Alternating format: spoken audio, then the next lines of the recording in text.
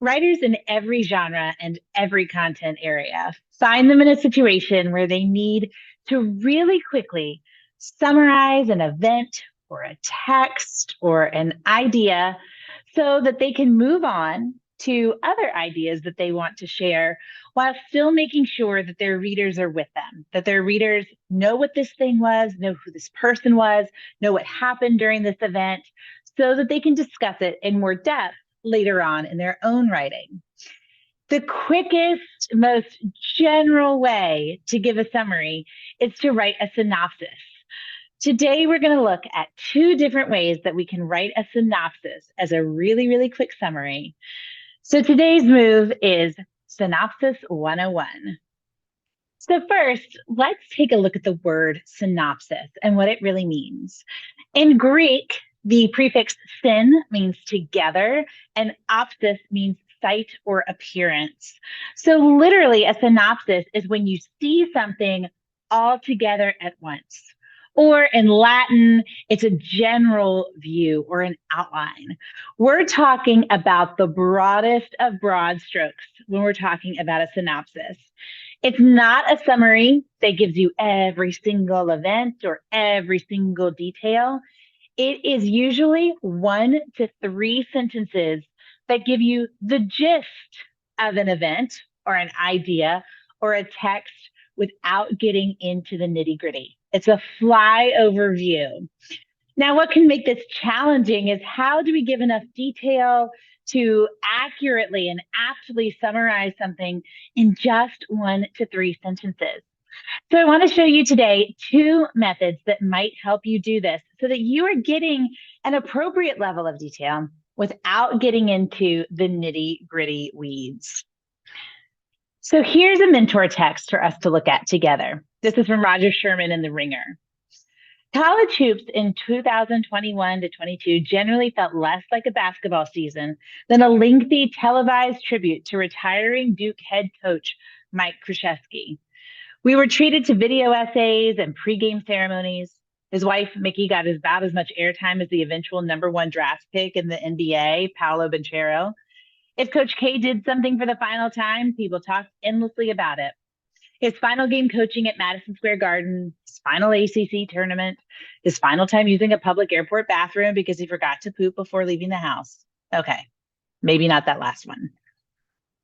So obviously this is a little bit silly, a little bit tongue in cheek, but it is a synopsis of an entire basketball season.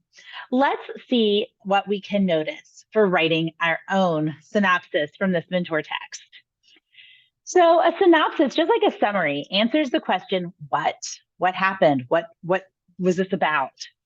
So this case is about what happened during this 21-22 season when Coach K was retiring. So what was a lengthy televised tribute to retiring Duke head coach Mike Krzyzewski? And the writer gives us just 3 things, right? We're talking about an entire basketball season. We're talking about lots of tributes, lots of events, but we just get this kind of general 3 things: video essays and pregame ceremonies, his wife being on TV all the time, and if Coach K did anything for the final time, everybody talked about it. Then the writer treats us to this little quick list of examples at the end: his final game coaching at Madison Square Garden, his final ACC tournament. So we don't get every single detail. We don't get every single event of the season. We don't get a summary of every single thing that happened. We get this overview. In general, the big categories were video essays and pregame ceremonies, lots of coverage of his family, and then every time he did a final thing, a big deal was made about it. Let me show you another writer who is using the same kind of strategy of an overview and then a quick list.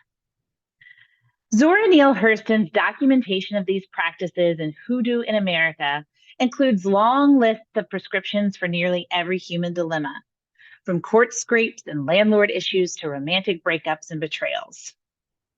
So our last mentor text, let me show you one more time. Even though this was really long, this was only 3 sentences. Now, this next synopsis by Tracy Rose Payton is just 1 sentence. So here the text is Hoodoo in America, written by Zora Neale Hurston. And we want to answer the question, what? What was this about? What was her documentation of these practices? So we get an answer to that question, this general overview. Generally, hoodoo in America is made up of long lists of prescriptions for nearly every human dilemma. And then with this little dash, we get a quick list of general examples, from court scrapes to landlord issues to romantic breakups and betrayals. So same kind of pattern here, right? We get the overview, long list of prescriptions for nearly every human dilemma, and then a quick list of examples to take us in just a little bit more, to zoom in slightly, but not get too specific so that we are summarizing every single kind of hoodoo prescription Zora Neale Hurston includes. Now, of course, this isn't the only way you can do it. Let me show you one other way. I'm going to call this method the tucked in details method. This is from Suzanne Sadaline at Smithsonian, and she is giving a synopsis of silent protests in American history, and in particular, this one in 1917. So she writes, protesting wordlessly was a technique employed by Black Americans in 1917, when an estimated 10,000 citizens, organized by religious groups in the NAACP, marched down Fifth Avenue in Manhattan to protest racial violence and discrimination.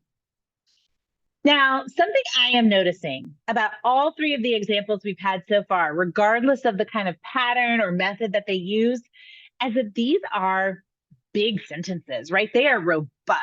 They include lots of different types of punctuation, lots of different types of phrases. So this is no exception. She's writing about wordless protests or silent protests, and she's speaking about this specific one employed by Black Americans in July 1917. So the question is, what? What happened? What did they do? She tells us that they were protesting racial violence and discrimination, but then she tucks in these extra details, okay? So she tucks in, using commas, that it was organized by religious groups and the NAACP.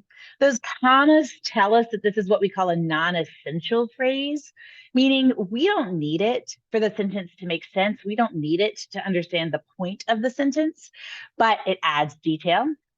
And then she gives a couple of extra details that are critical to understanding the what. It was 10,000 citizens, and they marched down Fifth Avenue in Manhattan. So she is kind of packing a punch. Instead of giving us a list of details, a list of specific examples, she is tucking those details into her one sentence here that tells us what this event was about. Let's look at it one more time. Same technique. So this one is about the James Webb Telescope, okay? So we can see this in science writing. We can see this in literary writing. We can see this in sports writing, right? We are seeing this synopsis coming up again and again and again. The telescope, named for James Webb, the NASA administrator during the buildup to the Apollo moon landings, is a joint project of NASA, the European Space Agency, and the Canadian Space Agency. It was launched on Christmas 1 year ago, after 2 trouble-plagued decades and $10 billion, on a mission to observe the universe in wavelengths no human eye can see. This article by Dennis Overby was aiming to share what the James Webb Telescope had done in its first year. But first, Dennis Overby needed to make sure that everybody knew what the James Webb Telescope is. So the idea here is that the telescope is on a mission to observe the universe in wavelengths no human eye can see. But look at the way he tucks all of these extra details in here, okay? Now this one's 2 sentences, but he adds that the telescope is named for James Webb, comma, non-essential phrase, the NASA administrator during the buildup to the Apollo moon landings, comma. And then we also get the detail. It was launched on Christmas 1 year ago, M dash, after 2 trouble-plagued decades and $10 billion on a mission to observe the universe. So we get this really, really high-level, broad summary of what this telescope does. It's a telescope that observes the universe in wavelengths no human eye can see. But critical details to answering that question, what is the telescope? What is this? are tucked in using commas and em dashes to create these really big, robust sentences that give us this high level overview, this seeing of the whole thing at once together. So, in your own writing, where do you need to add a synopsis? Where do you need to make sure that you've answered the question, what, before you can go on to talk in more detail about an event, a person, a text, an idea? Where in 1 to 3 sentences can you give this really high level, super general, bird's eye view summary to catch your reader up, to make sure that everyone is on the same page before you present your other ideas? Where might you be able to use a list or commas or an em dash to tuck in details that really are important to answering that question, what, without getting too lengthy, without getting too detailed, without giving information that really isn't important for what you are trying to say?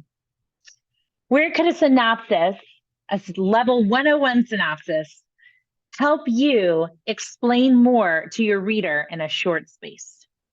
Thanks for watching. We hope that you'll subscribe so that you don't miss any future mini moves for writers.